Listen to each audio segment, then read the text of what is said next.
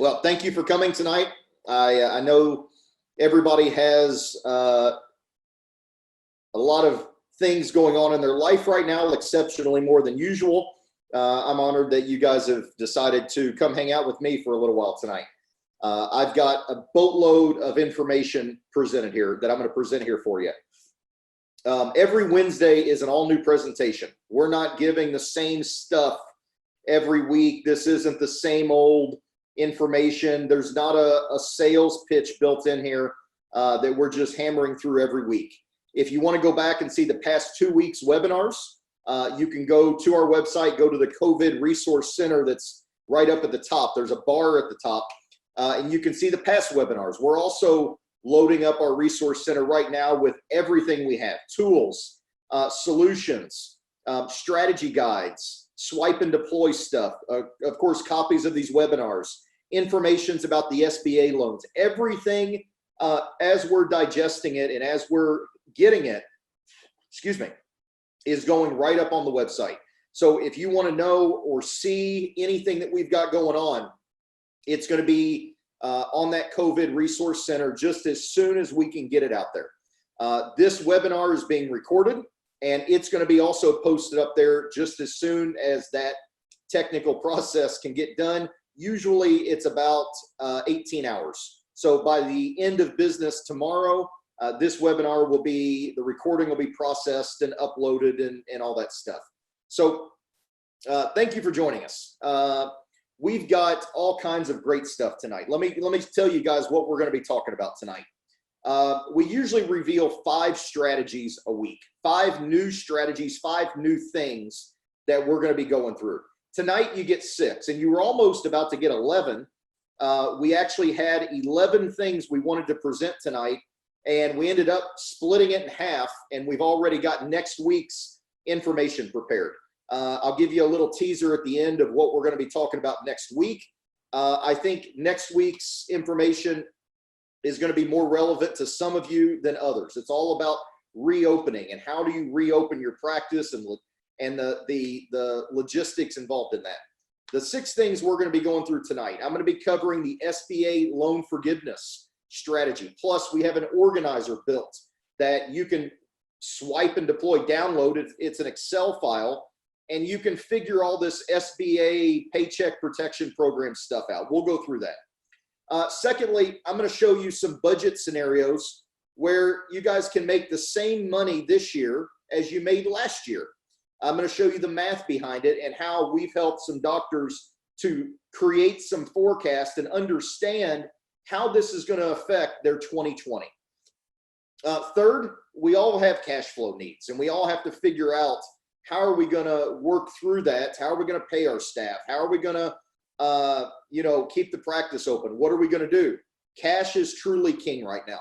And we're going to be going through a few different cash flow strategies that you can implement to help the practice, your people, your team, as well as you, the person that signs the checks. And we want to make sure we're caring for all 3 of those as we're going through. Fourth, we're going to talk about leveling up your team.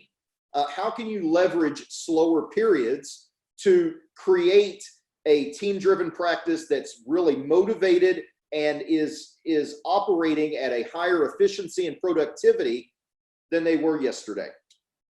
Fifth, I'm going to cover some very tactical team compensation and patient scheduling strategies surrounding this COVID thing. A lot of number 5 is direct feedback and questions that you guys have asked me. When I get a question, I write it down. And if the same question comes to me 2 or 3 times, I'm going to start baking it back into this webinar because I know there's more people that probably want to see how others are thinking about it and the pros and the cons. And then 6, we literally had this rushed through design today. We finished our Survive and Thrive guide about 1 o'clock this afternoon and sent it to our graphics girl. And she literally finished it up about 30 minutes ago, and we dropped it in here as kind of a bonus strategy. This is a 15-page guide on everything we've talked about so far that you need to be doing to survive and thrive what we're going through right here. I'm going to give you a link. You can download it. no opt-ins on any of this stuff. You don't have to enter in your email address to get it. You can send this stuff, share this with your colleagues, with your friends, we're all in the same boat here. We're literally, every dentist in the country is in the same boat. So share this stuff. This stuff we're providing, these webinars originally started out as something we were going to do only for our clients. And I said, we were talking about this and I said, wow, all these, everybody's in the same boat here. Why don't we just make all this public information, all this stuff that we've been working with our clients on, and why don't we just release it to everybody? And so everybody's here. Everybody got invited. So, some of the stuff in here is applicable specifically to only our clients that we're working with. Other stuff in here, we may have already handled for, if you're a current client, we may already be doing for you. There's some stuff in here that's specifically applicable to our future clients that we're not working with yet. So there's going to be different pieces, but there's a lot of strategic components in here for both sides. I had a funny story I wanted to share. I called my grandma last week. This is me in the middle, obviously a few months ago before I decided to grow a beard. This is actually last Easter at my mom's house. And that's my mom on the left, and that's my grandma, my mom's mom, on the right. My grandma turns 100 years old in August. And I called her, and she lives a few miles down the road from me here and in southern Indiana. And I said, how are you doing, Grandma? How's the social distancing holding up? She still drives and goes to play bridge and canasta with her friends. And I said, are you having some fun? Are you bored to tears? What's going on? And she said, oh no, I'm just keeping up and doing some stuff here at the house. And I said, okay, great. I said, do you need me to bring you anything? Do you need me to go to the grocery or bring you any toilet paper or supplies, or I don't know, whatever you need? And she goes, oh no, I'm good. I just went out to the grocery this morning and I got everything I needed. And I said, Grandma, what the hell are you doing? Why would you go out to the grocery? And she said, oh, honey, I've seen worse. And I thought that was and we had a little more chit chat I won't bore you guys with, but I thought that was a really interesting perspective because, I've heard from Grandma for years. She was born right after the Spanish flu decimated, millions of people around the world in 1918 and 1919. And I've heard her talk about for years, that she had some family members that were lost before she was born in that. She went through the Great Depression. She went through World War II. My aunt, the oldest of her children, was born while my grandpa was literally on Iwo Jima. He was in the Navy and he was deployed. So I think, and then everything in between, the Cold War and all the craziness that's happened over the past 100 years. And it was a really insightful perspective for me that, yeah, this is so crazy what's happening. And we probably, most likely, if I was a betting man, I would bet that we'll never have to deal with this again in our lifetime. But here we are, and we're dealing with it now. I wanted to share a quote with you here that I thought was really good. This is from Seth Godin. If you don't know who Seth Godin is, go Google his name. He's a brilliant, brilliant person. Is everything going to be okay? That depends. If we mean, is everything going to be the way it was and the way I expected it to be, then the answer is no. The answer to that question is always no. It always has been no. If we mean, is everything going to be the way it's going to be, well, then the answer is yes, of course. If we define whatever happens is okay, then everything will be okay.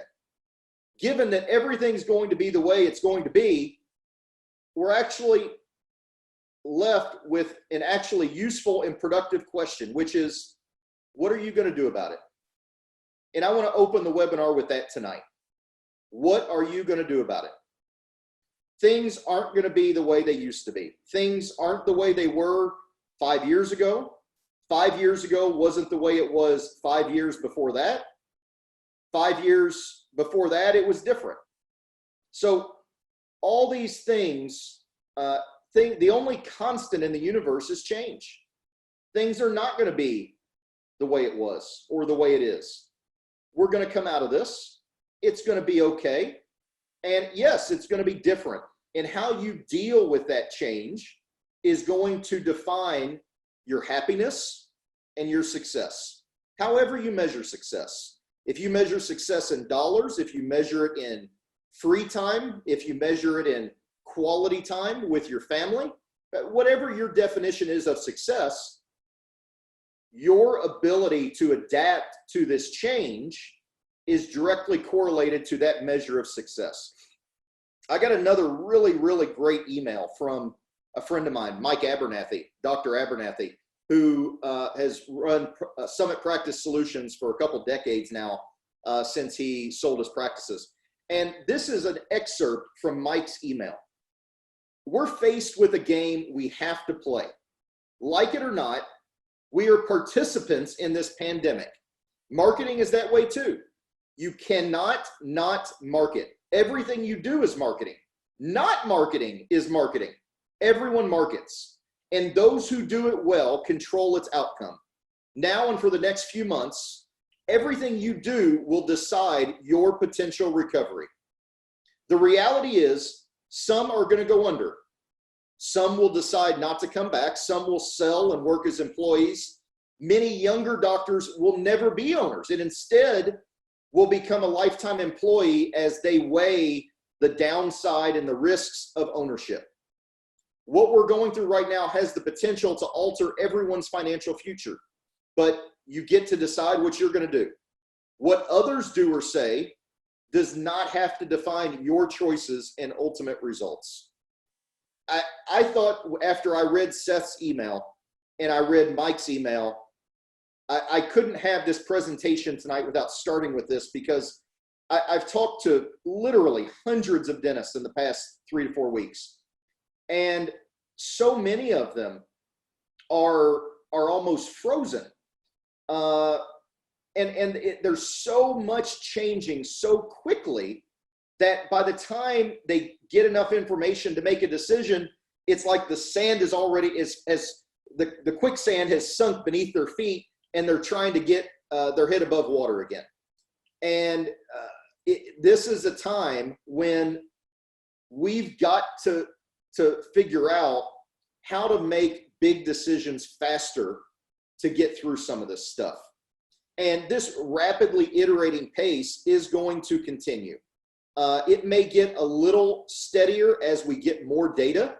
Right in the last 2 weeks, we've been at the beginning of kind of the data gathering period for what this pandemic's going to look like.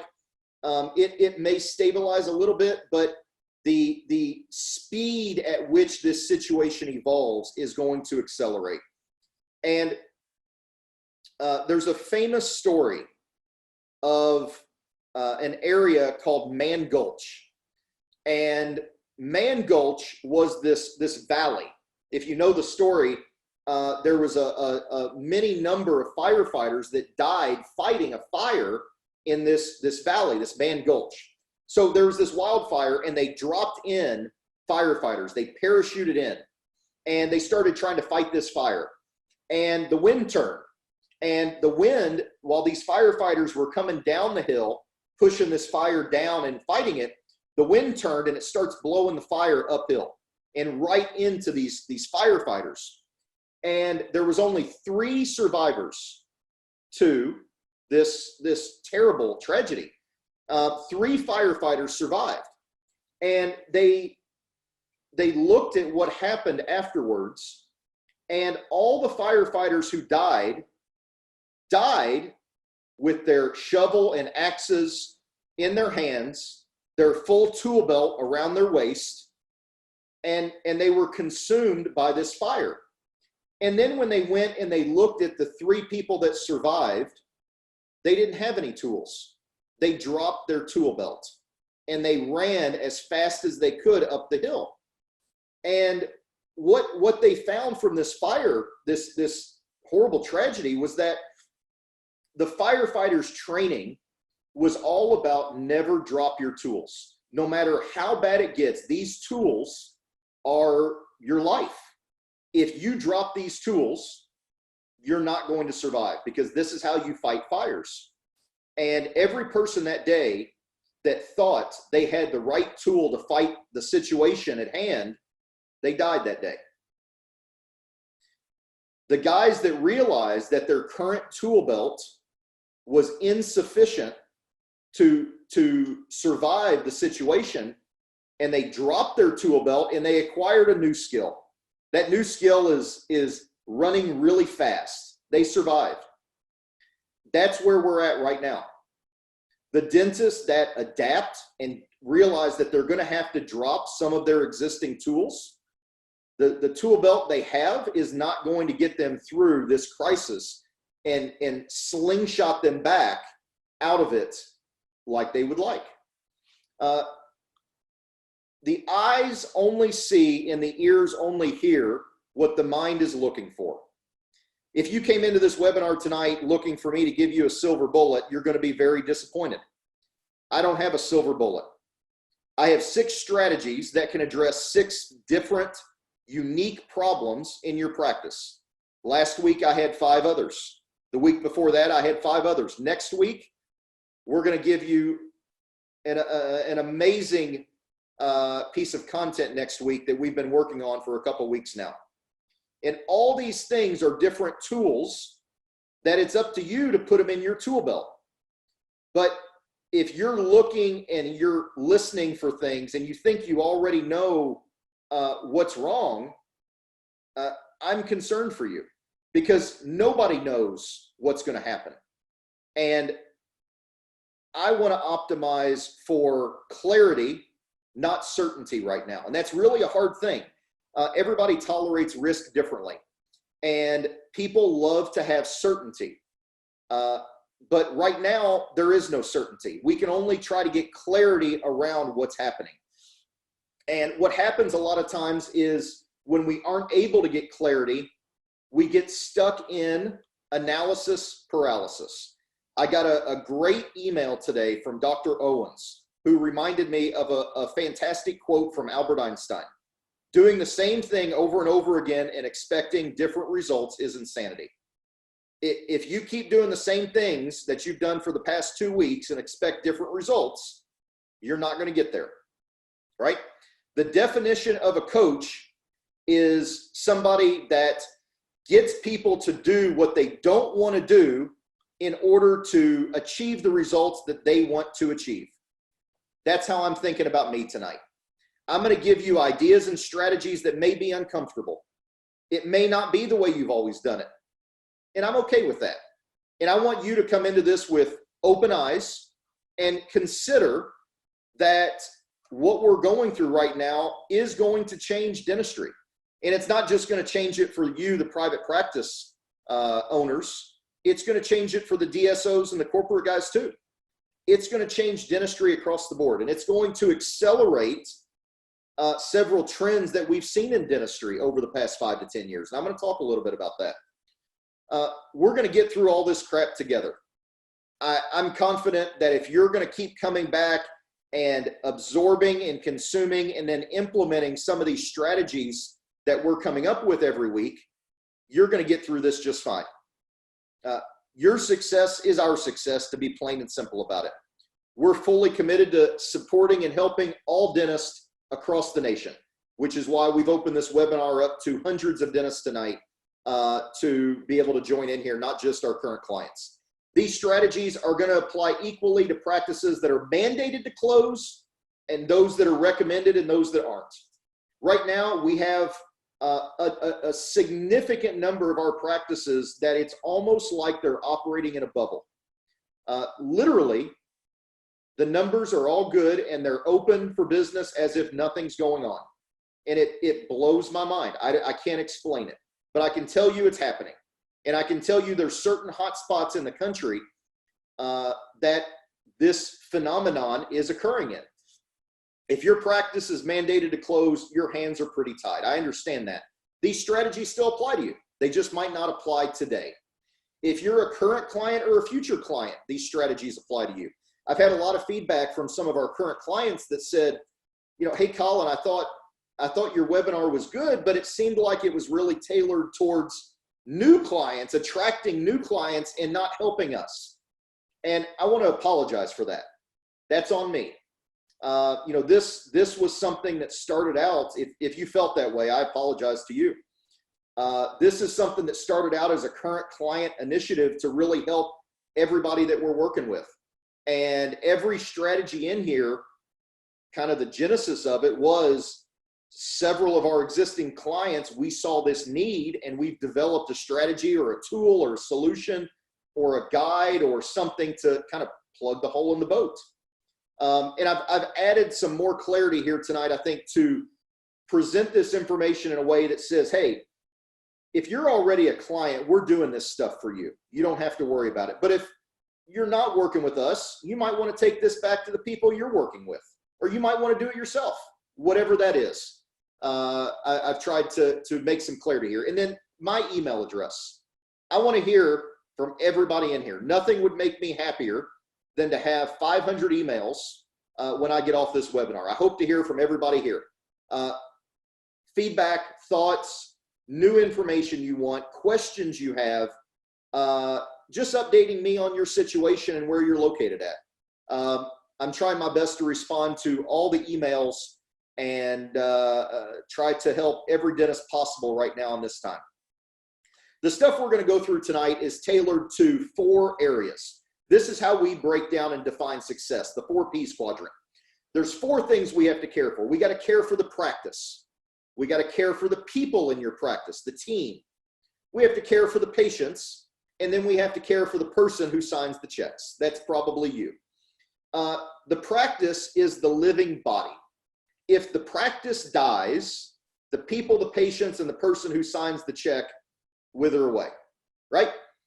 We've got to preserve the practice as the central piece, right? That is the core. And the strategies we're going to go through tonight are going to help you to understand exactly how to do that. Strategy number 1, let's dive in. This has been the number 1 topic requested. This is literally a gold rush right now. Literally. This is like the California 1800s gold rush. This legislation that they've passed is absolutely unbelievable.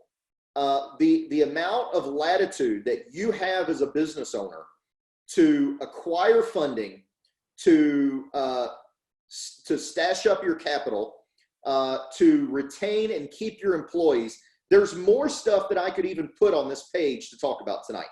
So first off, let me start with this. Go to a web browser and type this link in, bit.ly/SB-SBA. This is going to take you to our Paycheck Protection Program Organizer. It's going to give you all the guidelines. You're going to download a copy of it. It's going to give you all the guidelines, and you're going to plug in your own numbers so that you can see exactly how this is going to work in your practice. Get prepared now. This is April 1st.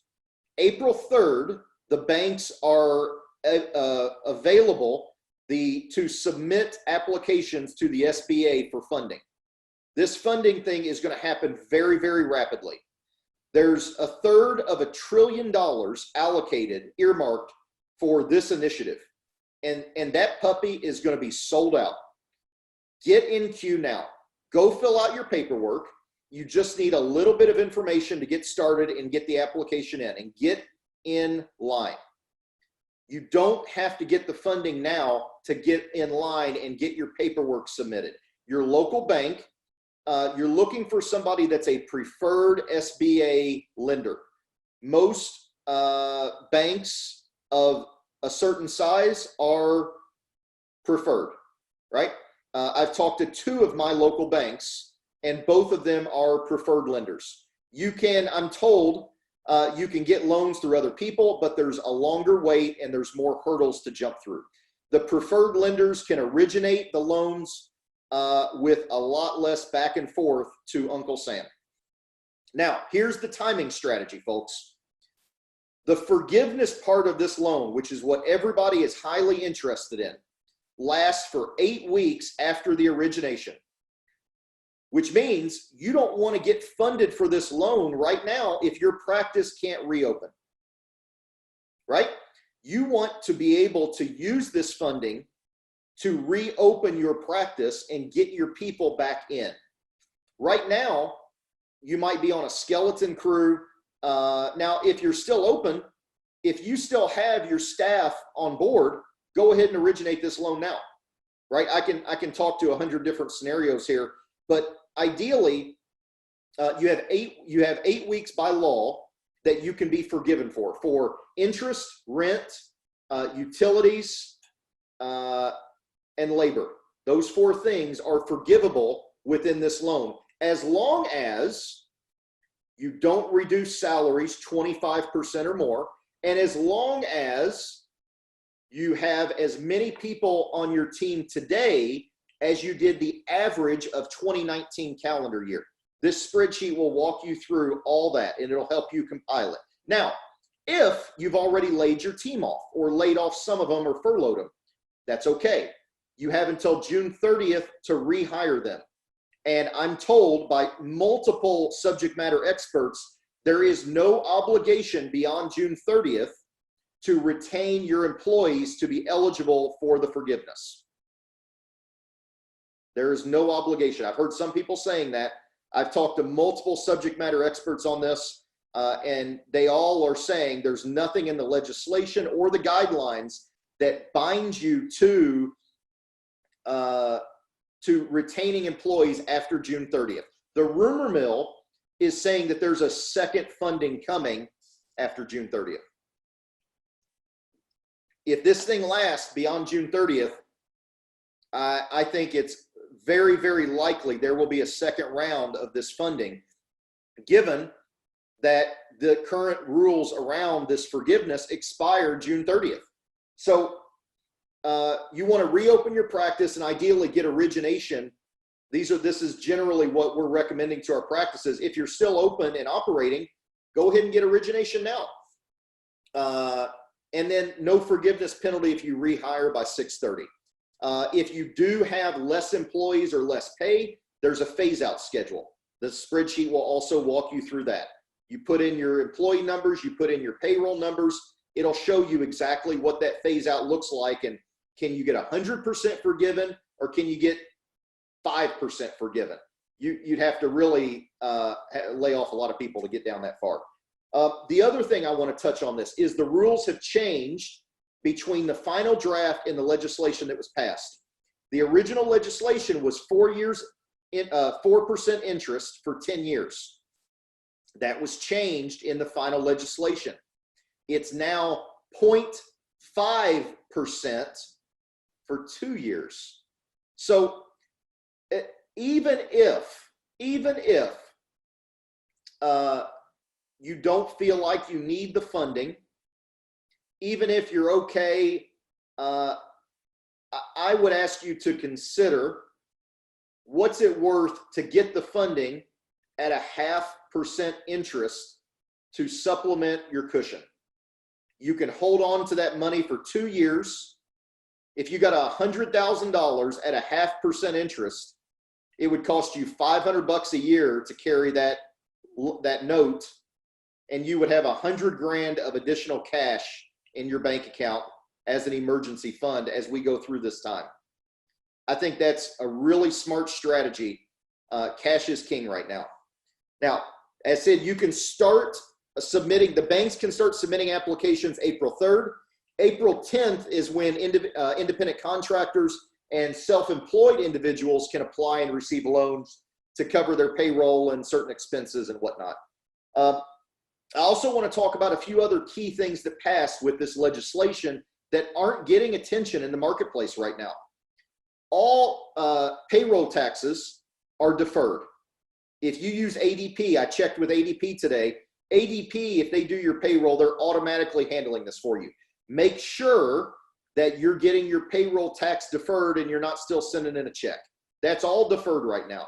If you had a net operating loss for 2018, 19, or 20, they're offering some sort of cash. I'm not familiar with the exact mechanism because I haven't dove into it.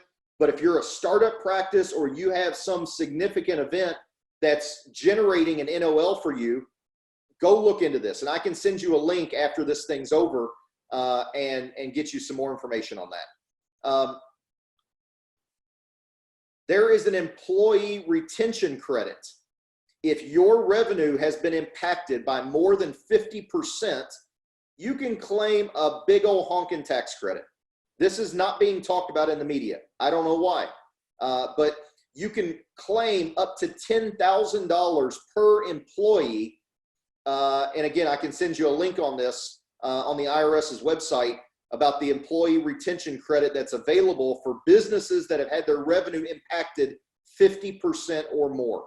There's also the sick employee payroll tax credit, up to $2,000 per employee per quarter. And this is through the end of the year. So they released the new sick law, which if you go to our COVID Resource Center, we've got a full write-up on the new sick leave law. While you are required as an employer to provide 2 weeks of paid sick leave and additional 2/3 pay leave longer than that for anybody that's caught up in this COVID virus, you can get a tax credit for 100% of it. So look into this. The sick pay tax credit is reported on your 941. Your accountant, your CPA can help you with that. Dr. Eccles, when should we take PPP? Did I answer that question for you about the strategy with origination and reopening your practice? Dr. Eccles, the $10,000 grant. So the $10,000 grant is a new thing that the EIDL, the EIDL, the Economic Injury Fund, has rolled out. So if you applied already for an EIDL, go back and do it again, because you can go back and get this $10,000 grant. Even if you don't qualify for the EIDL loan, you can get the $10,000 grant within 3 days, and it's completely forgivable. So go apply for it. Worst case is you get it, they forgive it. You can also still apply for the Paycheck Protection Program, but the PPP will gobble up the EIDL loan. They don't want you applying for both of them. So if you do the EIDL first and then you're going to wait to get the EIDL to get the PPP, that's okay. But if you're going to get the PPP, you have to withdraw your application for the EIDL, which generally I'm told isn't a big deal. It's just something that you have to do by the laws of how this all works. PPP for sole proprietorships, Dr. Eccles. On our website is the application for the SBA PPP. I can't pull it up on here because the webinar will blow up. But if you go to the COVID Resource Center on our website, we have the application from SBA on there.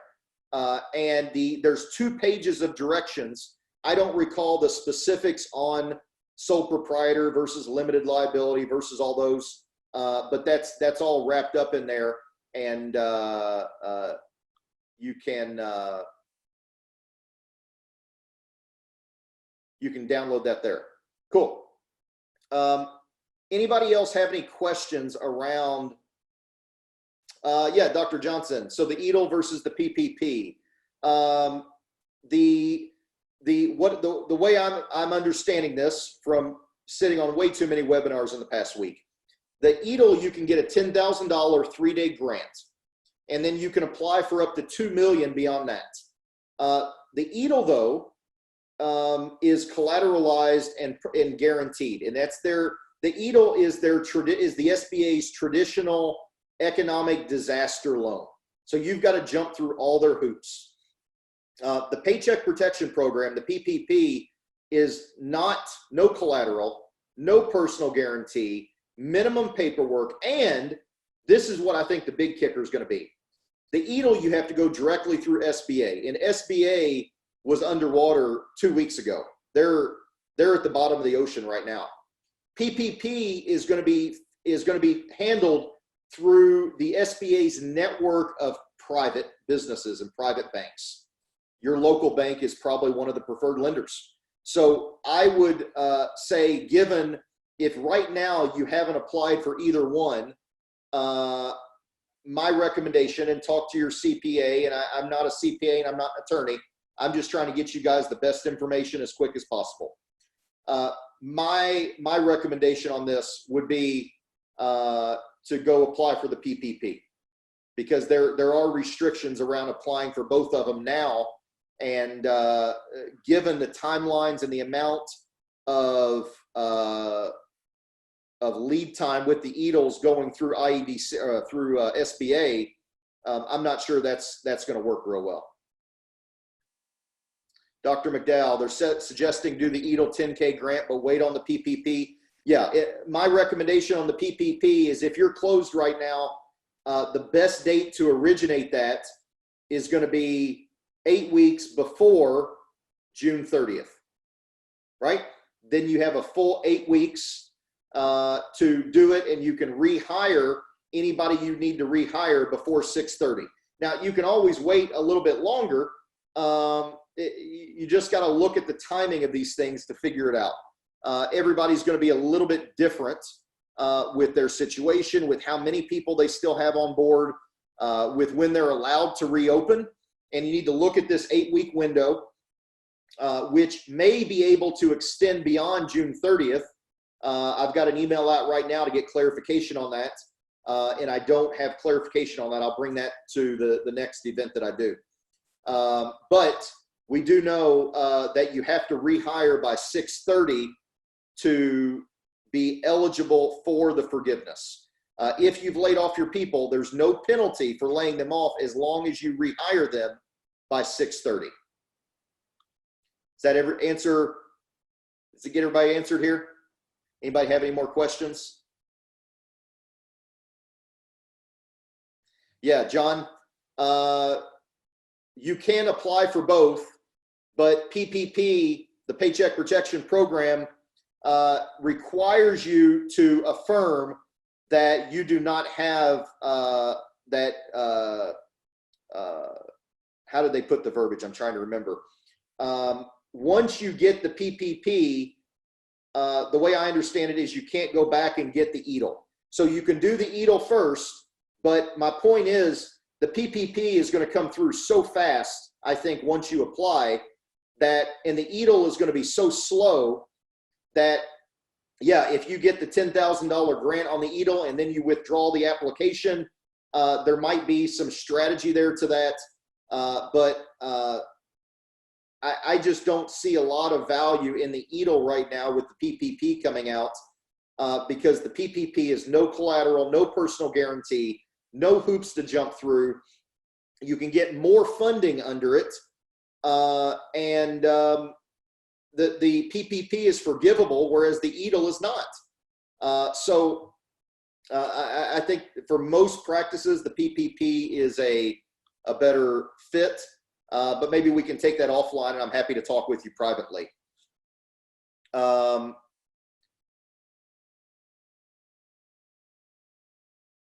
Lisa, my understanding is you apply for the EIDL and that takes a while. Yes, correct.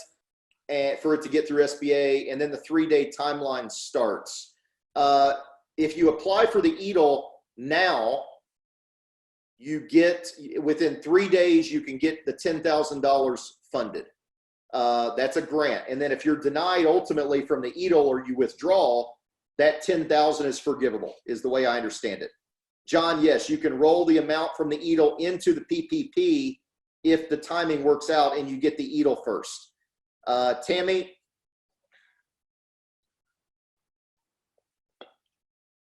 independent contractors can apply for the Paycheck Protection Program. April 10th will be the first day that they can apply. They're going to have to apply on their own. yeah, I think once this PPP releases April 3rd, the money is going to flow, and that's going to really help practices, small businesses across the country to carry through this time. Terrence, the maximum forgiveness on the PPP is 100% of the loan. If you follow the guidelines, if you download my spreadsheet and you understand the ratios, you can get easily 100% forgiven on the PPP. The EIDL grant, the $10,000 is forgivable. The rest of the EIDL grant, the EIDL loan is not forgivable. Excuse me. Shouldn't drink fizzy water when I'm doing a webinar. All right, cool. Let's kick on to the next slide. Feel free, if you have more questions around SBA, to drop them in. Just because I'm moving on doesn't mean that I'm not going to get them answered.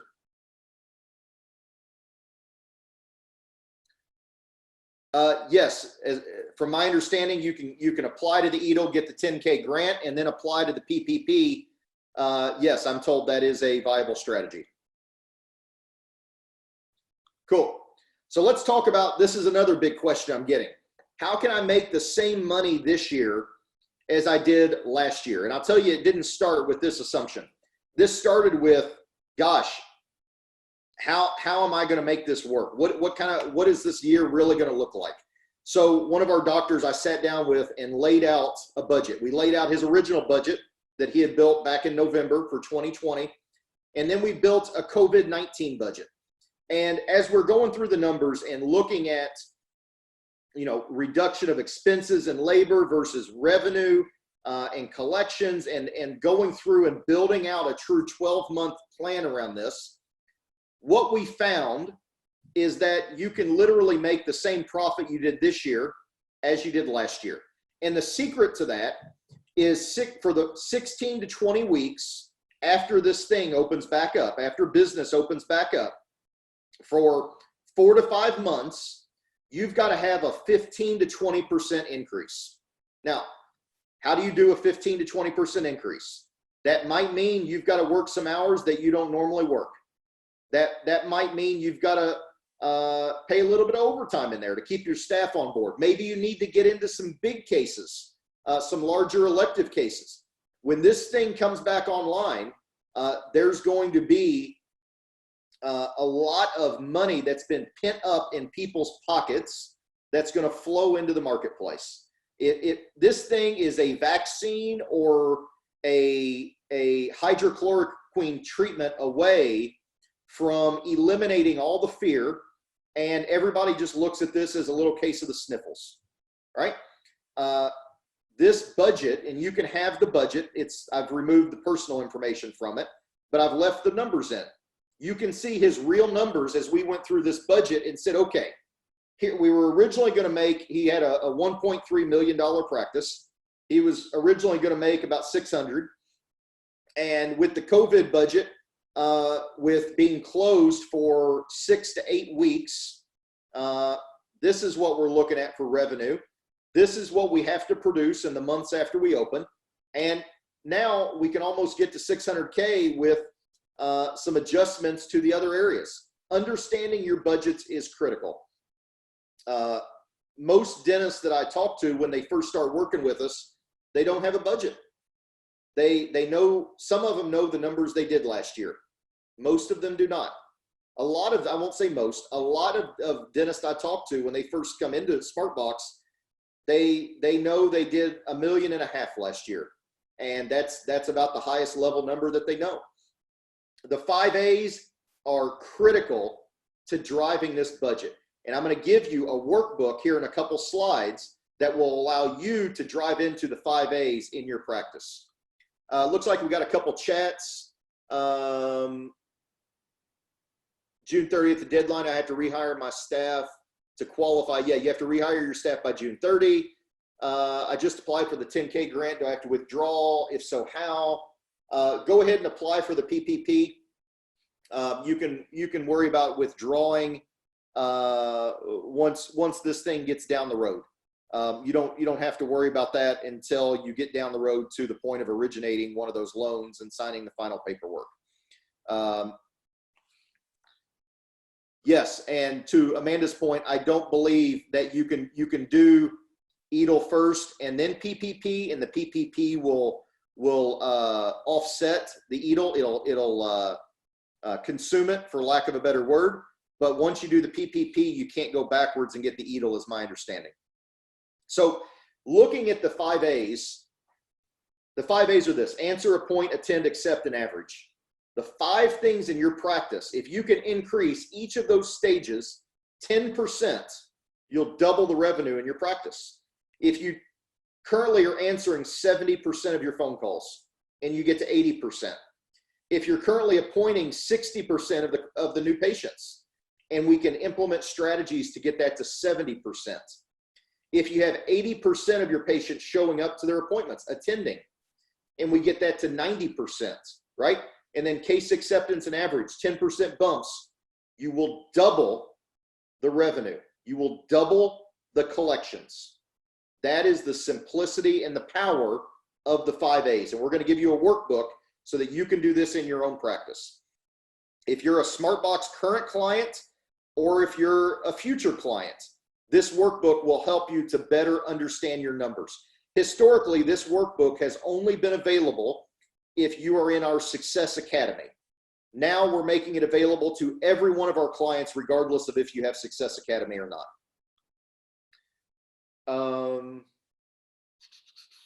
Let's see. Let's hop in here. Cash flow. Cash is king.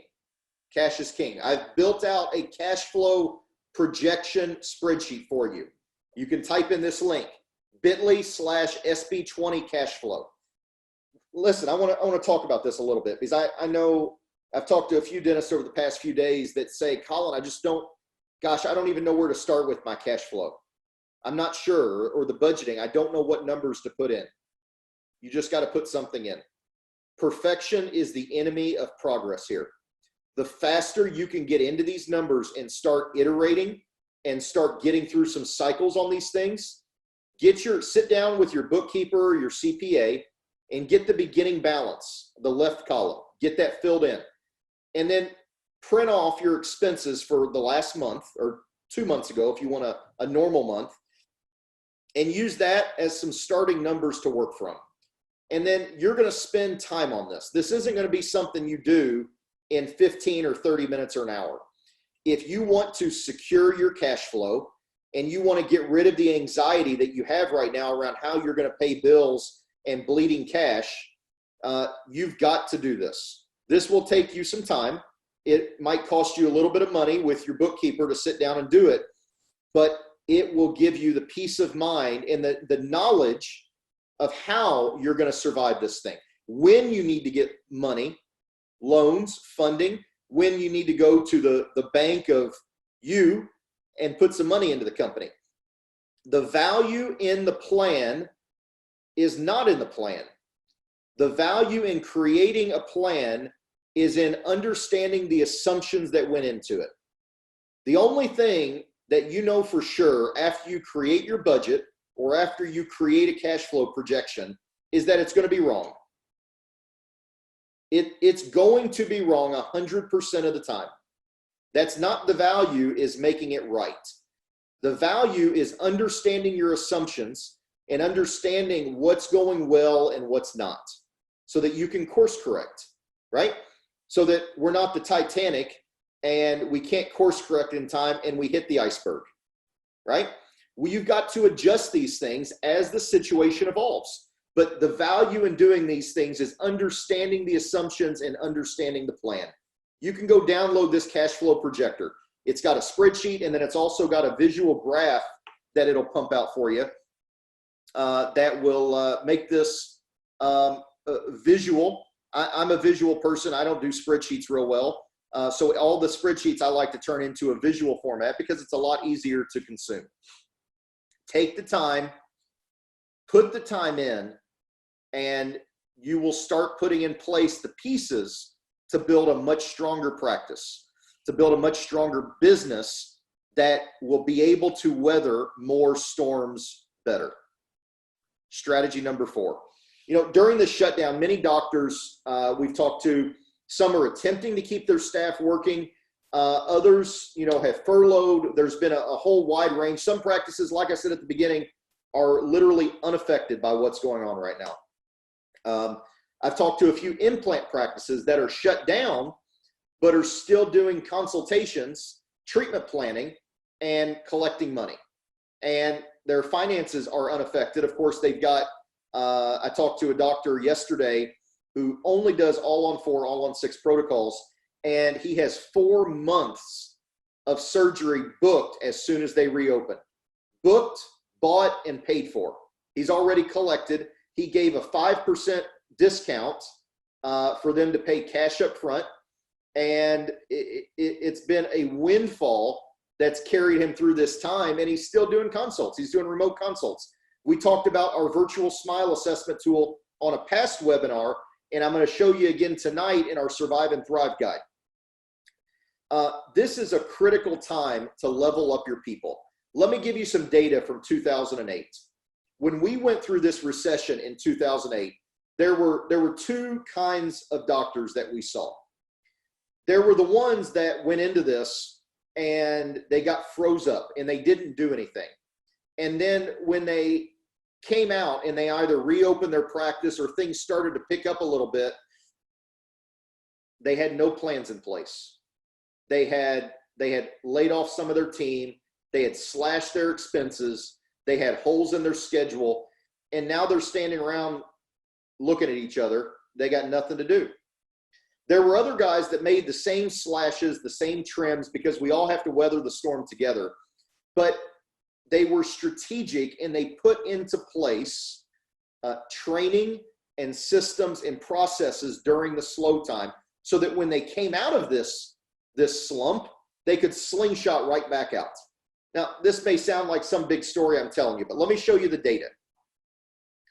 Our data from 2008 is the doctors that prepared and put in the time to train their team, revise their systems to prepare for the future, right? Like Seth Godin says, everything's going to be okay. It's just going to be different. You got to prepare for what that different is. Practices that prepared rebounded very, very quickly within 1 to 3 months. Practices that did not prepare in the 2008 recession, they had 38% lower collections for 6 to 9 months following the rebound. And that's the numbers. That is the difference between preparing or just winging it, and then you get into it and you're going to make the exact same changes anyway. You're just going to do it the hard way. And the school of hard knocks is a hard school.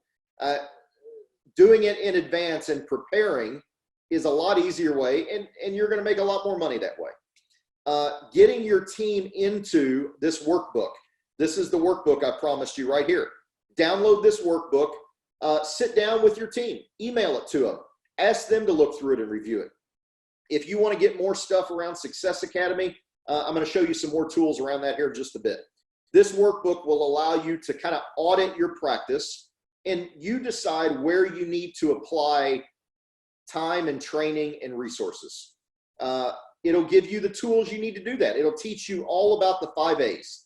How many calls you've answered, how many calls get scheduled, how many appointments show up, how many attend, and then the average case or patient value that comes out of it.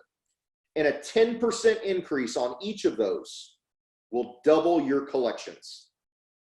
10% is a very small number. It's very easy to make a 20% increase, especially if there's 1 or 2 metrics that your practice isn't doing as well on. And that's pretty common. You might have a great team that's dedicated and answering all the calls, and they're appointing patients, but there's just a couple things missing because you got an 82% attendance rate, or you got a 15% cancellation rate or no-show rate. There's something happening that's just a little off, and this thing's a waterfall, right? If we can bump each stage 10%, we get a huge output at the bottom of the funnel. So that is the key. It's looking at each stage and the strategies, and supporting your team in implementing this. This isn't management by spreadsheets. I've seen plenty of consultants that like to map out spreadsheets and, oh, you just got to go do it. You know, if Susie just answered the damn phone, everything would be great. Well, it's not that easy. Susie's up front. She's trying to answer the phone. She's getting pulled into the back. She's checking out patients. She's checking in patients. The phone rings, 2 people at the same time. And all of a sudden, you're answering 60% of the new patient calls that come into your practice. I see it happen day in and day out, and it's not her fault, and it's not your fault either. It's just the way it is. And we can change that. You can change that. And this workbook's going to start to help you to identify where these holes are in your practice so you can do that. Remember what I talked about at the beginning. The eyes only see and the ears only hear what the mind is looking for. When I tell doctors that they have a 60% answer rate, the number of doctors that have believed me rounds to 0. None of them ever believe me when I tell them that. And then I say, hey, well, okay, I understand. Help me understand. Here's the data. We tracked all the calls coming into your practice last month, and here's the data report. Help me understand this. And as we get into it, it's because the eyes only see and the ears only hear what the mind is looking for. And their mind told them that, oh, my front staff, they've been certified. They've been through training. They know all the best strategies and tactics. Well, if that was the case, why do you only have 10% of your new patients coming from referrals? If that's the case, why is only 50% of the patients that call getting appointed?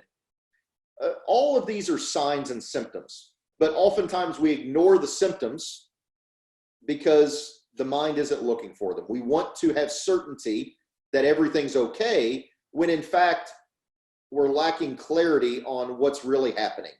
And that's a very important distinction to make. We got to open our eyes up and shine the flashlights around and find the problems in our practice. We all have cockroaches in our businesses. We got to find them and exterminate them. This workbook will help get you on that path. Team strategies. These are some of the tactical things I've been talking about, questions I've gotten. My recommendations on this are as follows. Your team is going to be getting, if your team's still on board, they're going to be getting the $1,200 per person stimulus package. If they're under 75,000, if they're under 100,000, it's phased out. My recommendation to you, if your practice is going great, great. Don't wobble the boat.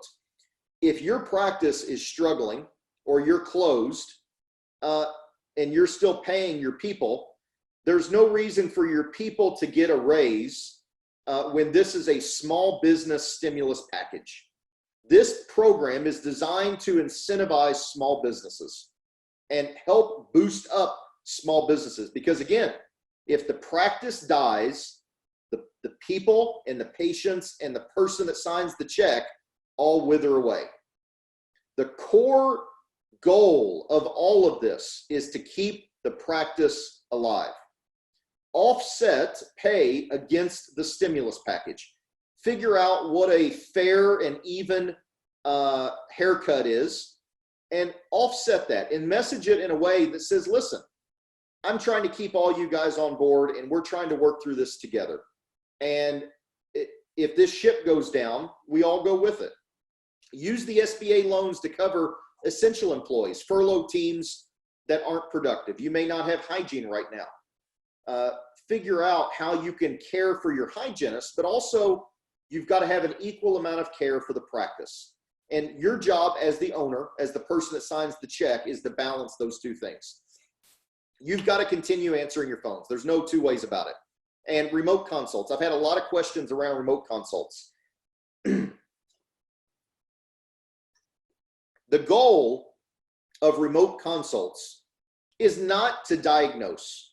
I had a doctor who may be on here tonight email me earlier, and he said, Colin, I don't understand the virtual smile assessment remote consult idea. I need to be able to do x-rays and see beyond pictures what's going on in this patient's mouth. I mean, what if they ask, what's it cost? What if they ask what their options are? What can I do?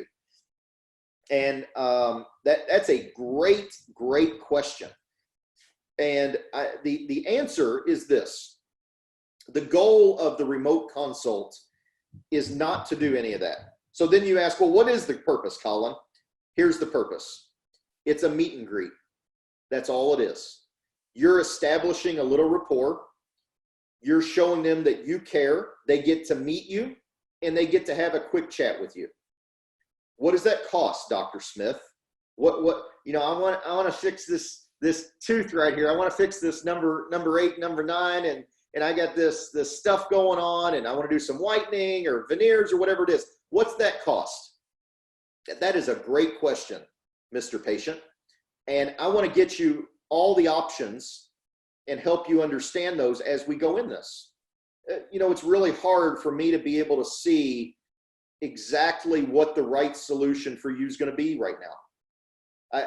I need to take some x-rays and do a little more work, which is something I'd be happy to get you scheduled into my office, and we can go through all that, and then I'll lay out all the options for you, and you can choose the one that's right for you. Would that be okay? And I think the patient 9 times out of 10 is going to say okay. I think it's all in the expectations and the setup. If the person's coming on to that remote consult and you've said you can get all your questions answered and get all the information, I think that's the wrong expectation to set. This thing needs to be set as a meet and greet, as a can I help you kind of approach. I talked a little bit a few minutes ago about the implant doctor that's doing all remote consults. He only does all on 4s and all on 6s. And before he started doing remote consults, we had this exact same chat.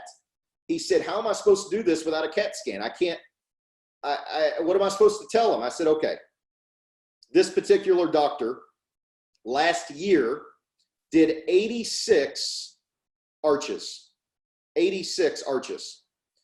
I said, out of those 86, you know, that was the 58% that he closes. So he had another 86 or something on top of that. I don't remember all the full spectrum of numbers above that. He had somewhere under 200 in-person consultations that he did, and he sold 86 arches out of it. 86 cases, sorry, not arches. Some of them were double arches. And I said, out of those 200 or so consults, how many of them could you not help? And he said 5. And I said, okay, and what was wrong with those 5 people?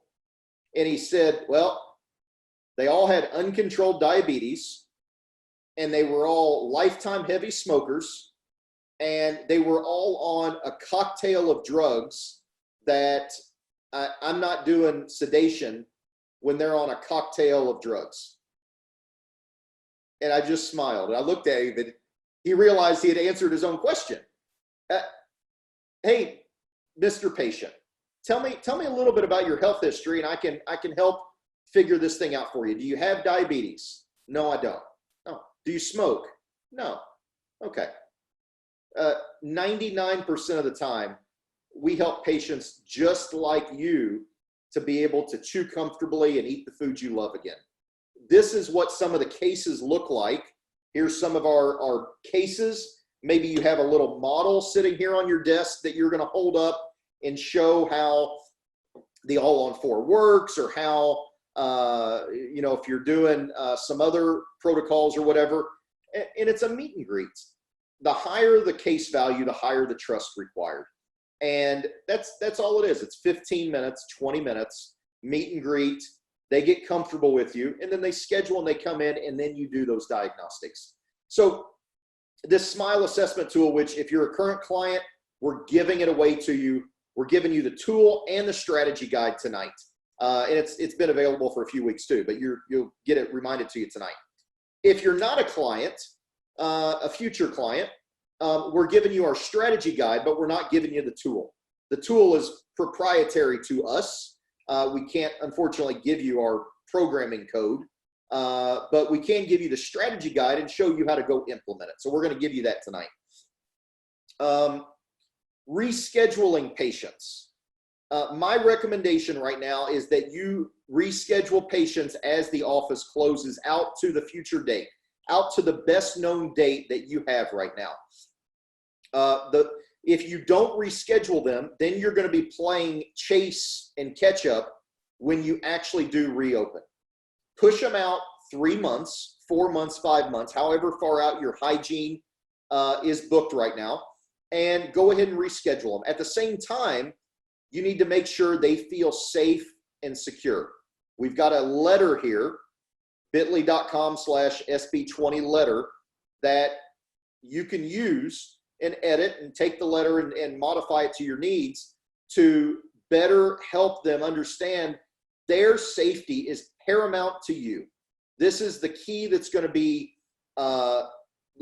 this is the linchpin when you reopen your practice. This virus is not going away. Use the letter and make sure that they understand how important their safety is to you and your team. I'm going to recommend using the SBA for a sign-on bonus, right? If you have your team that's been furloughed and you get this SBA loan, what better way to make sure they come back and work for you than to give them a little sign-on bonus when they come back? Man, this has been bad for all of us. We've all taken a beating going through this. I want to help you as much as I can. And here's a little sign-on bonus. When we start back up, there's going to be a little extra sign-on bonus to help make things right in your world. And you're going to retain all of your people if you tell them that. That's key here. You want to retain your people. This thing is going to swing back. And I think it may swing back quickly. And if it does, you're going to need to be able to ramp up quickly. And finding good people is difficult. Now, on the flip side, I think there's going to be a lot of opportunity to hire really good people coming out of this. I think that the unemployment is going to be up significantly, and there's going to be a lot of great people available. But hiring is still a process. It's still a process.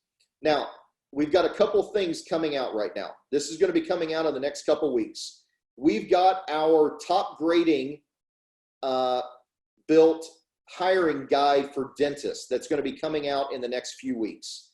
We've also got our pre-appointment for hygiene report. We don't even have a name for it yet, but we're going to dispel the myth that if your hygiene is booked out 3 months, that you're great. We're going to completely dispel that as a myth. You do not want your hygiene to be booked out solid 3 to 6 months. And we're going to show you all the data and the case studies and the backup for why. And that's also going to be coming out here very, very soon. That'll probably come out before the hiring guide. I finished the first draft of the hiring guide today. It's in a really rough outline form. And then it's probably going to take me a couple more weeks just to work through that before it gets to a final form. The hygiene scheduling strategy guide is already finished. It's going to design tomorrow. And that'll be ready maybe even for next week, probably the week after, just to give me a little bit of buffer in there. But yeah, we got some really great stuff coming out around that that's gonna give you guys some current or future clients some really good stuff. Now, the creme de la creme for tonight, the Survive and Thrive Guide. We just finished this afternoon.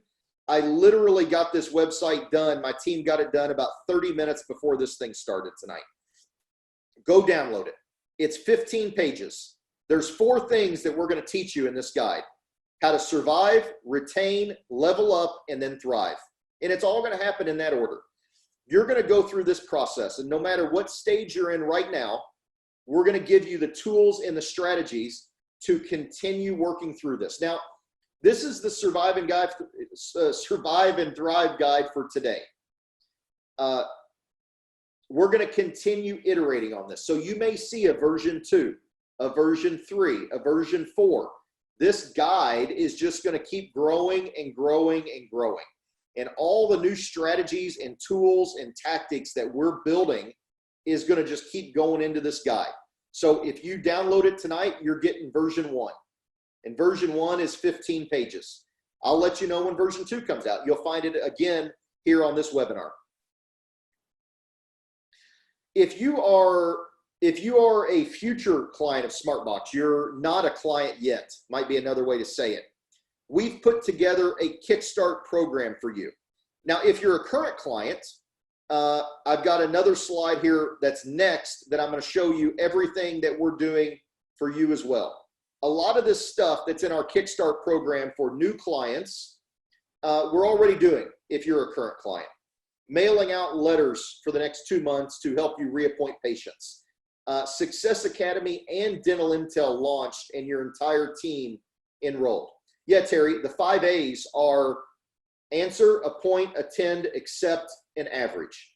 And if you get right here, this workbook, download this workbook right here. This will walk you through the money funnel framework, the 5 A's, and give you some really good tools to start leveling up your team. Cool.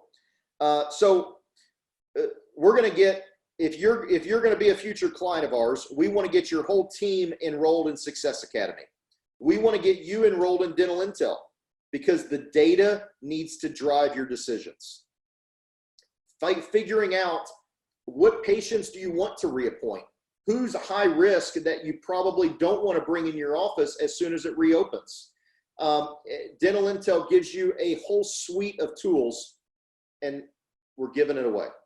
Social media posts with link to a landing page featuring the Smile Assessment tool. Our rave review in Local 360, social media content calendars. You guys are going to be coming out of a crisis, and here's the bind you're going to be in.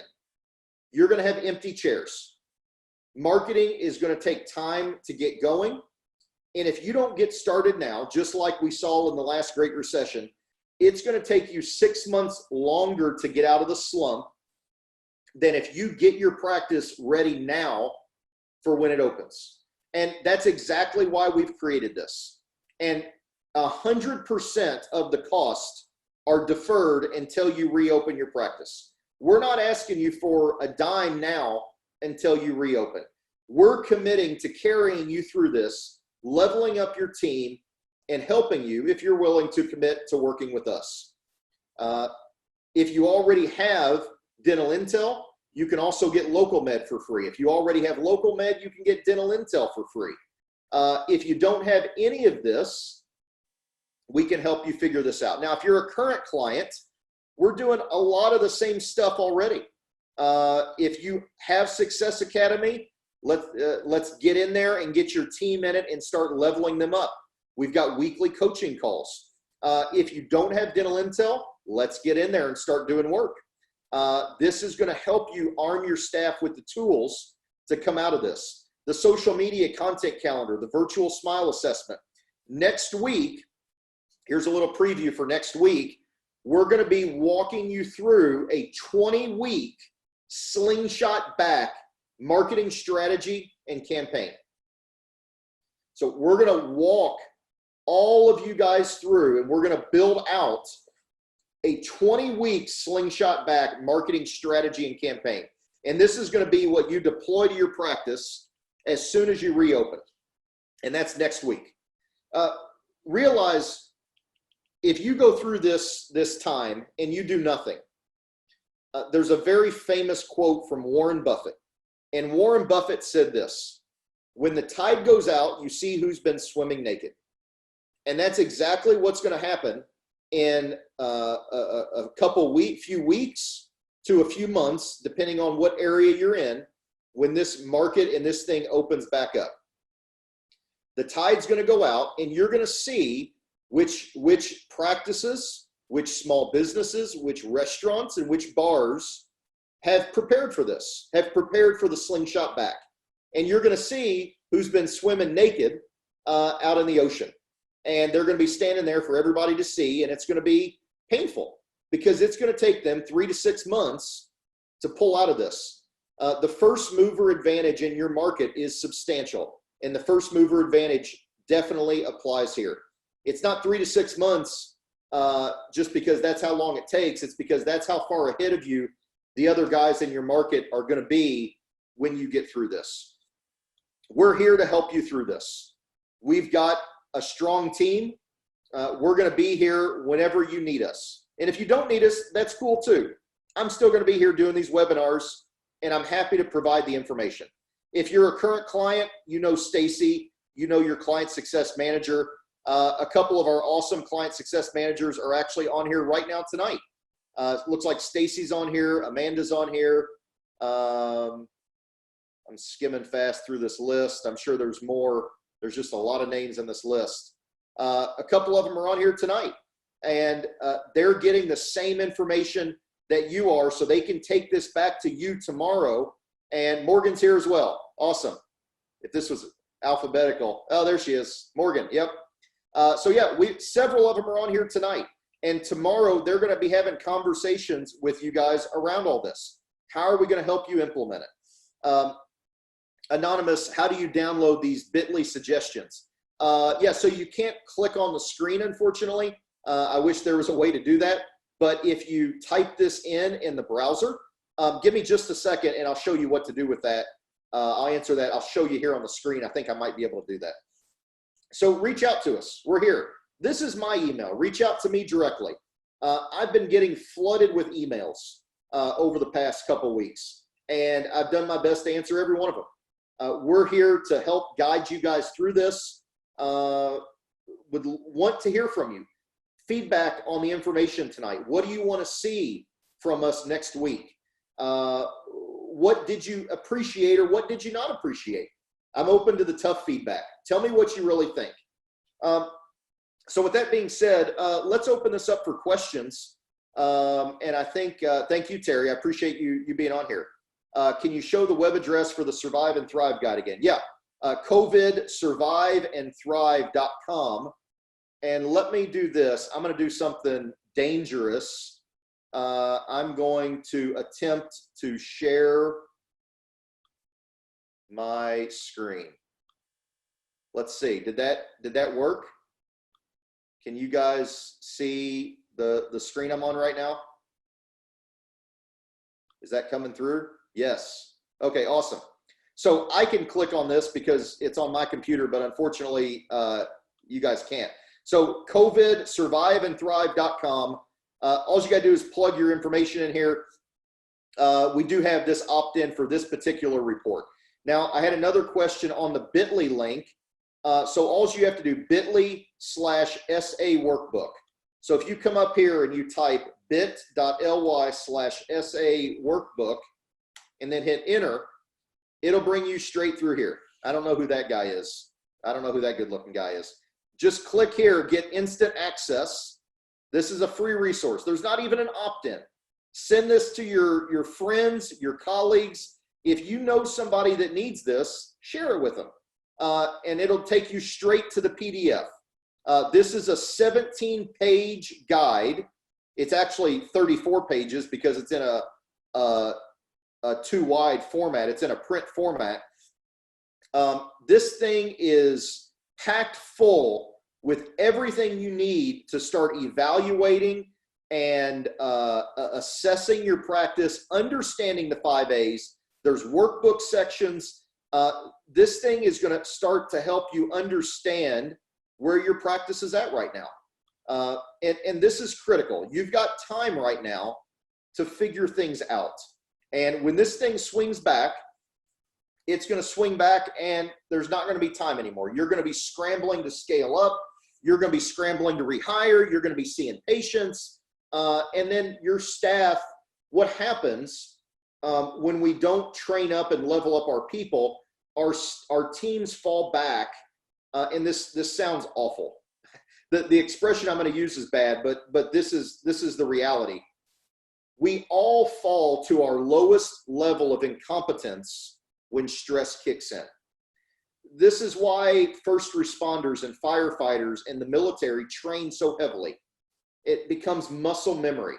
It just becomes automatic how they do things. Because when stress appears and we all get under pressure, the lizard brain kicks in.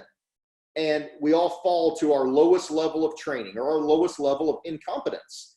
And getting your staff involved in these training cycles is going to be paramount to helping you to get more performance, more efficiency, and more productivity out of them. Again, if you can increase each of the 5 A's 10%, you double the revenue coming out the back of your funnel. And that's the power of the money funnel. And we actually have an example of the money funnel. Is this it right here? Can't see if this is it. Let me blow this up a little bit. Yeah. So this is kind of similar to how we look at the money funnel, right? We've got to look at several different stats across here. Answered, appoint, attend, accept, and then average. We also want to look at recapture rates, reappointment rates, and inactive patient rates, right? Part of Success Academy is looking out and forecasting exactly where your practice is going to be in the next few months. What are the goals that we need to attend, to appoint, and to get answered, right? How are the strategies that we're implementing going to raise the bar and raise the performance of our team? This particular practice had an attended rate of 91%. And he said, Colin, I think that's great. I don't want to change that. The answered rate, he was hovering around 70% of his calls were being answered. He said, I'm good with that. My staff answers and does really good. I said, okay, great. If you're happy with it, I'm happy with it. He said, where I really want to focus is on appoint. And he went from 42, 32 up to over 50%. And this was last year. He's got his practice up in the 60% of appointing rate now. And that's making a huge difference in his practice. Looking at his case acceptance rate, he bumped that up 10%. On the hygiene side, implemented some of the hygiene tactics to pick that up from where he was at in the high 70s, low 80s, up into the 90s, right? He said his recapture is good. Okay, great. I'm good with that. But look at the inactive patient rate. Man, we squashed it. And that made a huge difference in his revenue to get his to squash down those inactive patients. Oftentimes, in most practices, the inactive patients are the silent killer. They're the silent killer. They're the ones that you're spending money on marketing, you're looking, you're getting 30, 40, 50, 100 new patients a month, but you're still just not hitting payrolls. Things still feel tight. Oftentimes, it's the 5 A's or it's inactive patients that are sabotaging you. I see it all the time. Oftentimes, case acceptance is good from the doctors, more times than not. The averages seem to be, oftentimes, can be a saboteur. A lot of times we see the averages do this. 1 month, they're great. The next month, they're way, way down. And it kills consistency. What that means is 1 month you're doing great and you got all kinds of collections and cash flow. And the next month you feel just as busy, but you're just not making the money. And a lot of times that's related to the average. And that can be different strategies if you've got associates, if you've got multiple doctors in the practice, hygienists. That average can be caused by a few things, but simply identifying that there's your culprit, you caught them with their hand in the cookie jar, is key to then building the strategies and really diving into this thing and figuring out, how do I need to support my team? What training or help do they need so that this number is going to move? If your team knew how to move this number, they would have done it already. Your team is really smart. Your team, nobody on your team wakes up in the morning and says, man, I hope I suck today. I hope I do a terrible job for this guy that signs my paycheck or gal that signs my paycheck. Nobody on your team says that. And if they do, you should have already fired them, right? Everybody on your team is operating at their highest potential that they think right now. They're operating at what they think is peak efficiency. And your job as their leader is to help them uncover areas that they can level up in. right? That they can become a better version of themselves. And they'll become a better version, not for you, not because it's going to help you make more money, and that is a byproduct. It's going to help them make more money. It's going to help them take better care of their families. It's going to help them be able to provide more for those under their care, right? Raising up and leveling up your people is not something we do selfishly. It's something we do because it raises, the tide raises all ships. And if you want your ship to raise, you have to raise those around you first. And that's how these work. That's how our program works. That's what we do here at SmartBox, is help dentists grow their practices and level up their people. Will we get the link for next week's webinar emailed to us? You sure will, Dr. Eccles. That will come out if you've already registered. If you're already here, presumably you've all registered already. You're going to get an email right after this webinar from me. Would love to just click reply on that email. Send me your thoughts back. If you have some situation that you want to talk about, I'm happy to talk about it. I see some people raising their hand. Just type into the chat box or send me a message if you want to chat about that or chat about something. So yeah, you're going to get an email right after this, and I'd love to hear from you. We work in limited market exclusivities with our clients, depending on what work we're doing. If we're doing a full marketing campaign for a client, we're not going to go work with another doctor and compete against one of our clients, or essentially compete against ourselves. So that's something we do that it's just how we do it. It's what I think the right thing to do is. Everything we do is around the 4 P's: practice, people, patients, and the person who signs the check. If you take care of these 4 quadrants, you're going to be uber successful, and you're going to live a very happy life. What questions do we have? Let's jump to questions again.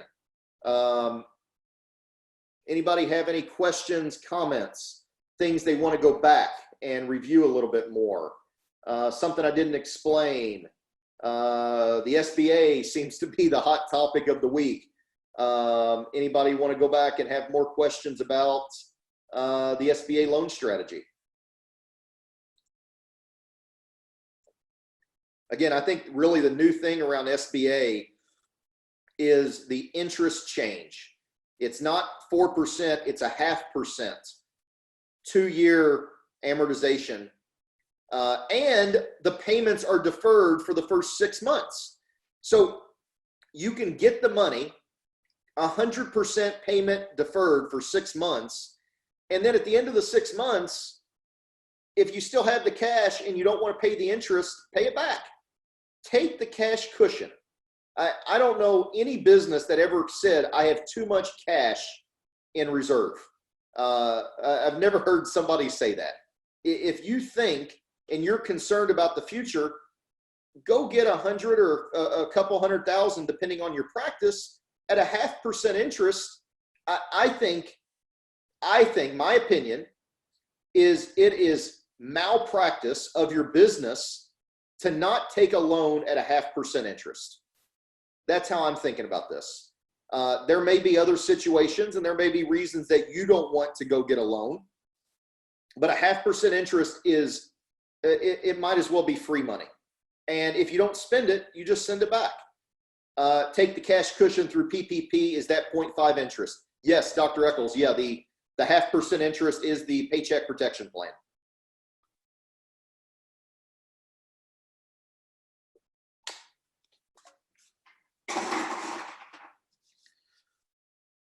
Well, I said this was going to run a little bit longer tonight. You guys kept me honest. I try to keep these to an hour, but we're pushing on an hour and a half. I'm happy to stay here as long as you guys have questions or want more content delivered. You tell me what you guys are looking for if you have questions, and I'm happy to hang out here as long as needed. I'm going to open my next fizzy water here before my voice goes out, though. Thank you, Dr. Eccles. Appreciate you. Thanks, Dr. McDowell. We'll see you guys again next week.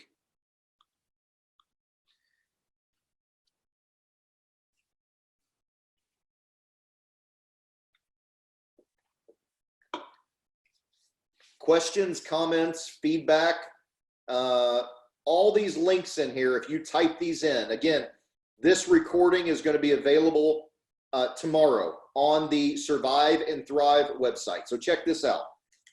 If you go out to smartboxdental.com and right here at the top, watch this week's Survive and Thrive. Click on this link right here.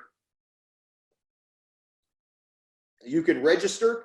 If you got friends that want to get in on this, colleagues, college buddies, whoever they are, click here to register. You'll go to this simple little registration form. It'll get you looped in for next week's webinar. Scroll down here.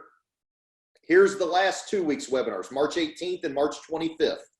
Here's our recommended resources. We're getting ready to flood this resource center. We have an abundance of stuff that we've been trying to put together, and we're about to split this section, and we're probably going to triple the number of things that are in here in the next couple days. By the time the weekend rolls around, we're going to have 20 or 30 different resources in here.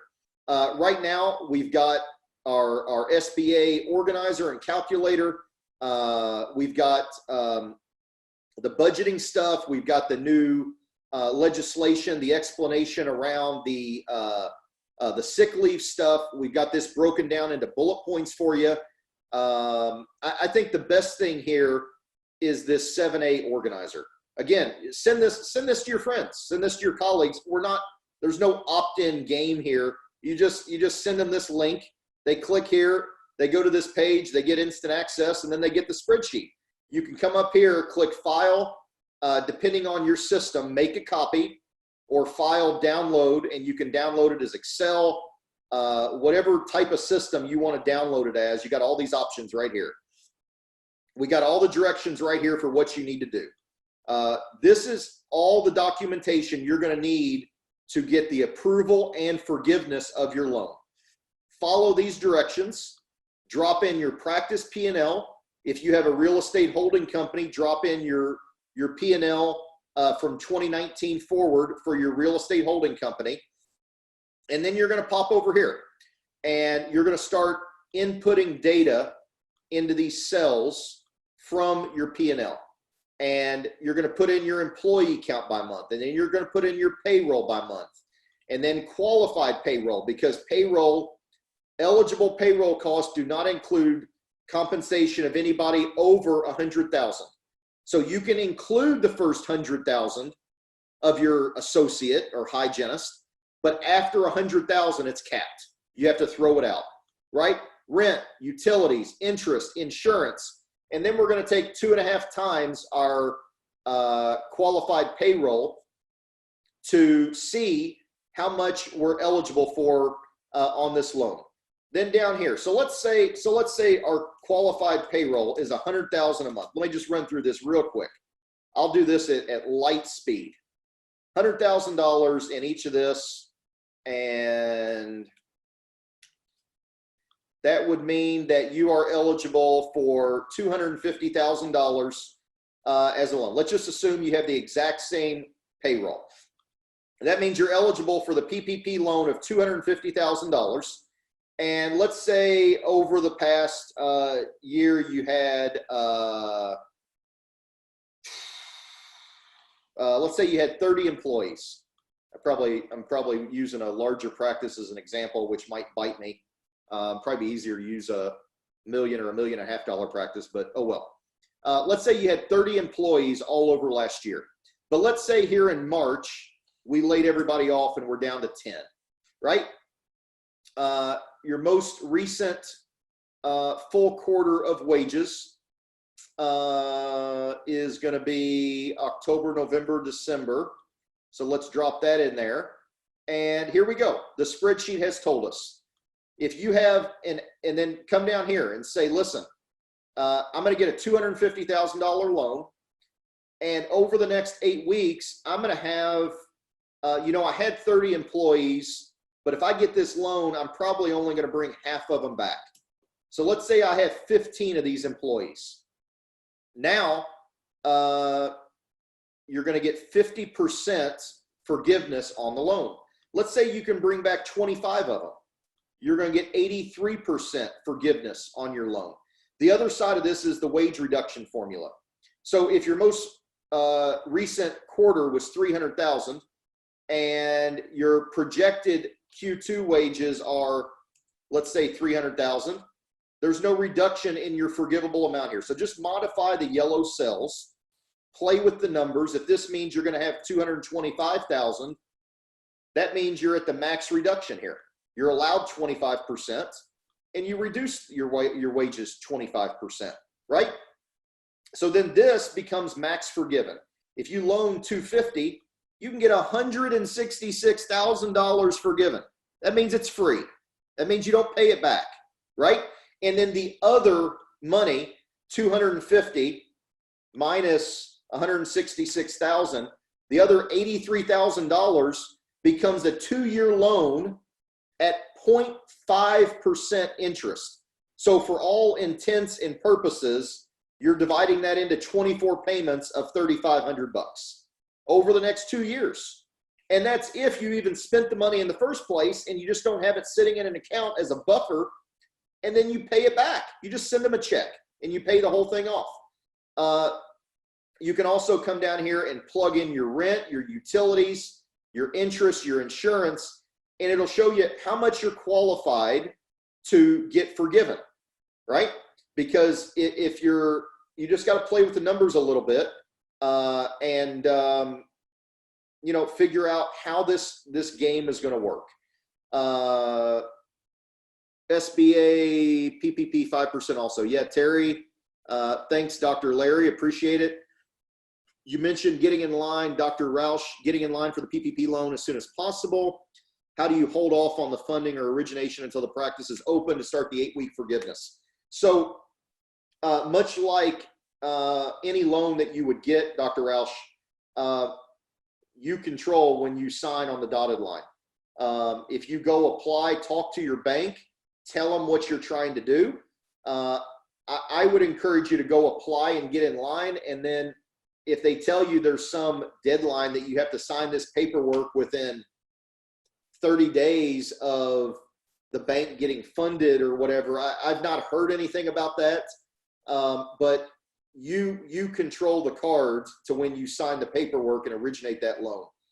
The thing that's going to take time on this that I'm worried about is, getting in line and then getting through the paperwork process. This is a brand new process, and it's being rolled out from, think about this. They started writing this legislation 2.5 weeks ago, really 2 weeks ago. It went from beginning of writing, rapid iteration through several versions of drafts, passed, and now the guidelines have already come out several days later, and Friday, they can start submitting loans. The speed at which this has happened is breathtaking. And I'm concerned there's going to be some bumps in the road that are going to delay getting the funding, which is why I'm telling everybody, go apply. Just tell the bank that this is what you're trying to do, but you want to jump in line and get in the process. I think the worst thing that could happen is that you need the money and you're counting on the money, and then that $1/3 trillion goes up in smoke. Everybody is going to be applying for this stuff. Get ready and be in the front of the line. Anonymous, does the qualified payroll include all tax withholdings, federal, state, local? Yes, it does. It's all of your payroll costs. And I think I had, I didn't have it there, but I do have, where is that PDF at? Give me just a second. I'll pull up a PDF and show you exactly everything that's included there. The money will be exhausted, John, in a few days. Yeah, I think that money is going to go up in smoke. I think that's going to go extremely quickly. I mean, this is a remarkable program that they've put together here. Give me just a second. I've got a PDF right here. Here we go. So this is what the SBA, and this is going to be on our COVID Resource Center tomorrow. And this is released. This is straight from the Small Business Administration U.S. Senate. What type of business entity? So somebody asked earlier about sole proprietorships. Who's eligible? Right here. Sole proprietorships are eligible. What is eligible? Right here. Can you guys read this, or is this too small? Let me blow it up a little bit. Compensation, payment, allowances, severance payments, health benefits, insurance premiums, retirement benefits, 401k money, 401k matches, state, local taxes, everything. Oh, I don't know if I mentioned this before. This PPP money is not taxable. This is not income. This is not going to be taxed at a federal level. I don't know about the state level. All the states are going to have to release all their guidelines and stuff, but excuse me. How can you use the money? So there's the ways you can use the money, and then secondly, there's the ways you can get forgiveness on the money.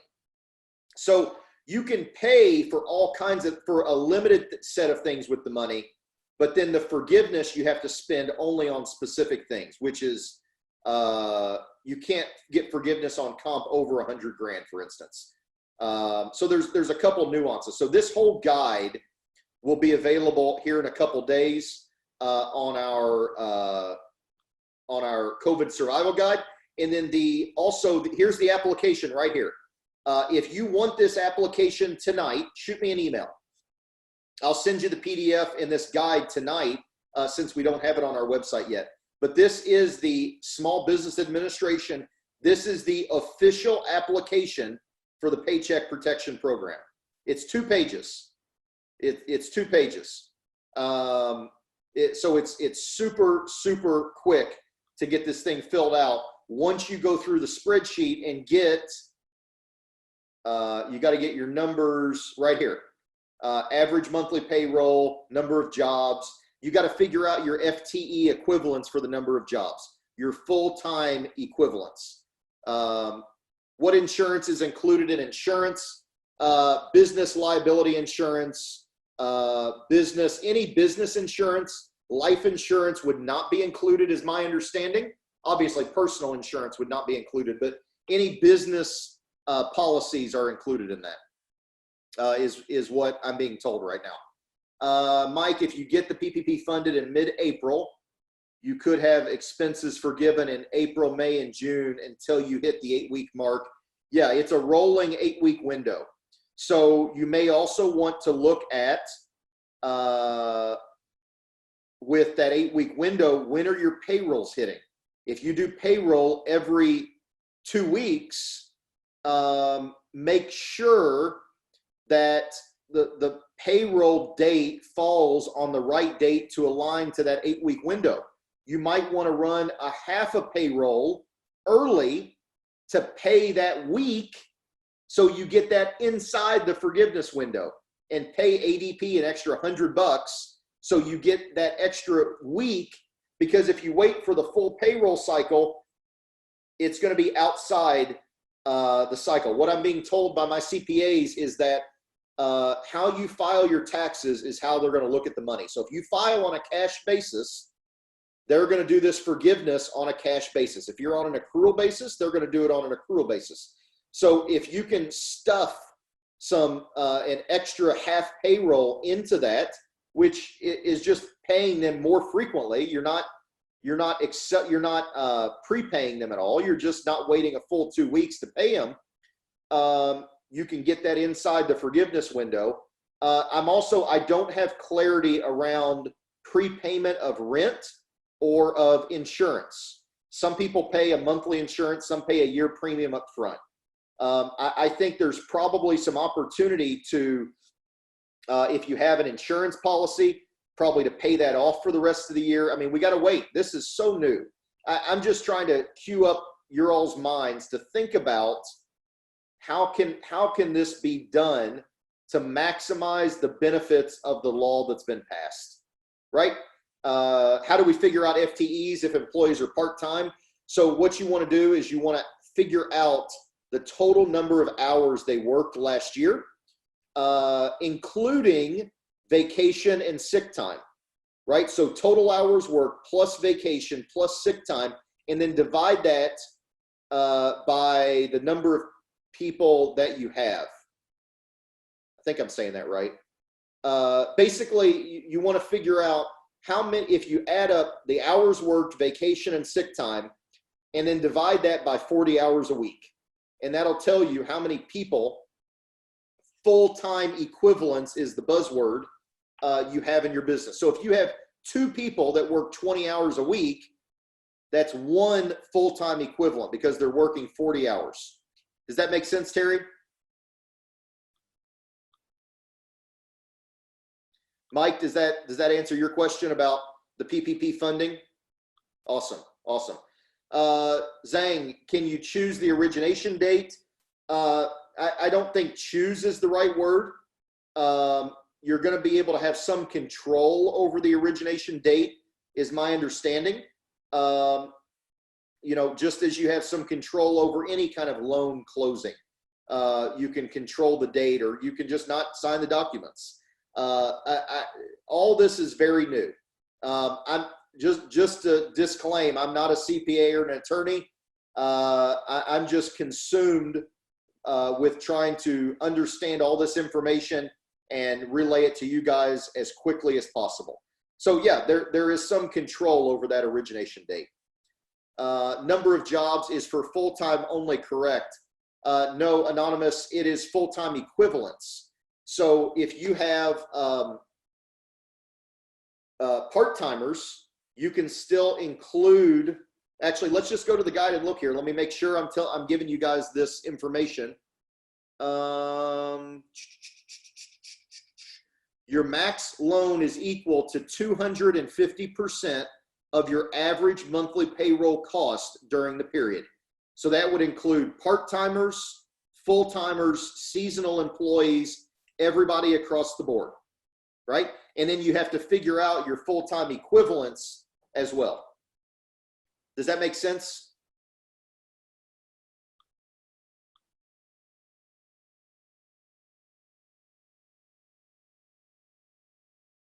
Cool. What other questions? Again, if you want, I'll forward you. I got these 2 PDFs. I got this SBA guide here, and then I've got the actual, the SBA guide also has the EIDL information, the full EIDL information. I know there was a lot of questions around that in the beginning. This has all that information broken down in here. Here's the big question. If I get an EIDL, can I get a PPP loan? Here's the answer right here, straight from the SBA.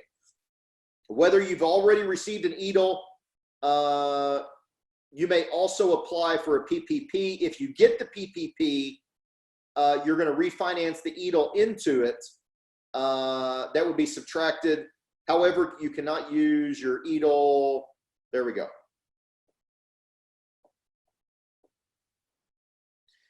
Anonymous, can I claim my first 100,000 if I'm a sole proprietor?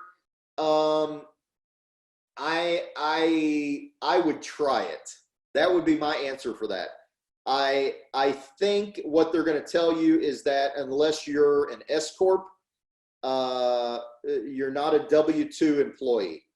And what I know so far is that the backup that they're looking for from the payroll costs are coming from W-2s and payroll records. So I would definitely put you on there and try it. You know, the worst thing is they disqualify it. That's the worst thing that happens. You know, see if they allow it. They may. You know, this whole money, this whole thing is very new and it's remarkable. Yeah, I certainly would give it a try.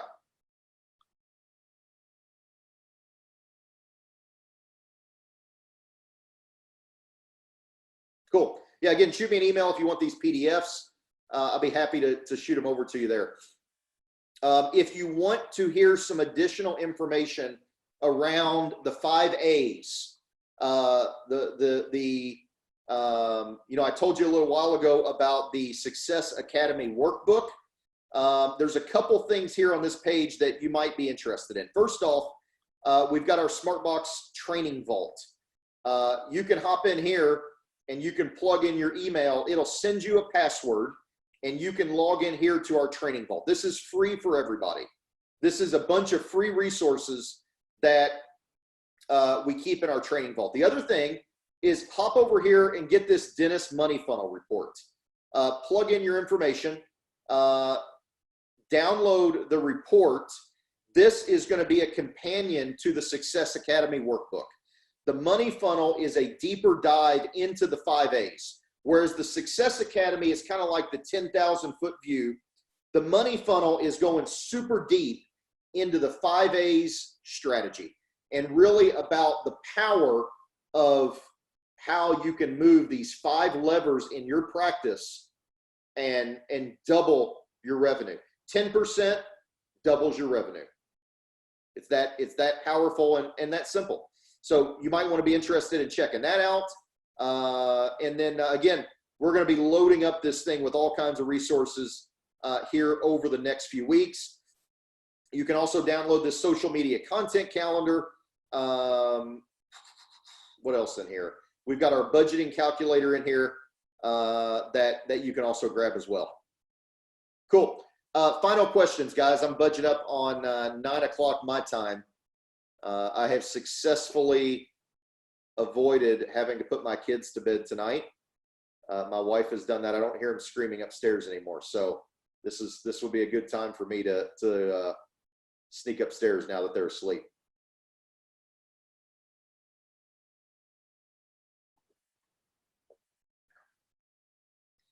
Last questions, last call. Let's clean some of this stuff up here. Last call for questions. I'll give it another 30 seconds maybe.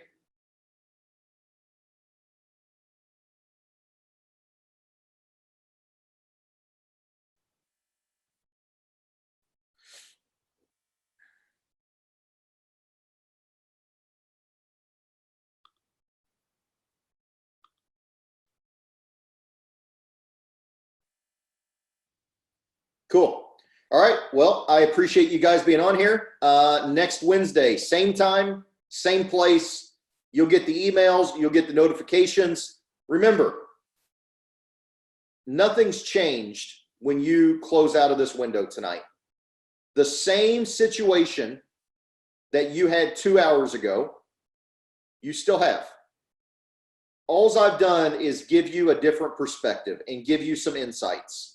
And now it's up to you. It's up to you to take this back and execute and implement this into your practice. We're here to help. We're here to do a lot of things for you. But ultimately, you're the leader of your band. And in order for what I've given you here to be valuable, you've got to take this back and implement it. And that's the secret to all of this. The faster you can get into these cycles of implementation and learn and implementation and learn, the faster you're going to dig out of this hole that we're all in. And the first mover advantage is in full swing here. Email me if you have questions. Love to hear from everybody. Feedback, questions about the future, questions about content you'd like to see. Go download everything that we're offering. Consume it. Some of the things are intended to be shared with your team. Some of the things are probably maybe less appropriate to share with your team and are more of a doctor's perspective on things. But consume it, digest it. I'd love to hear from you. I appreciate you guys tonight. Hope you guys have an awesome weekend. Take care, and I'll see you all next week.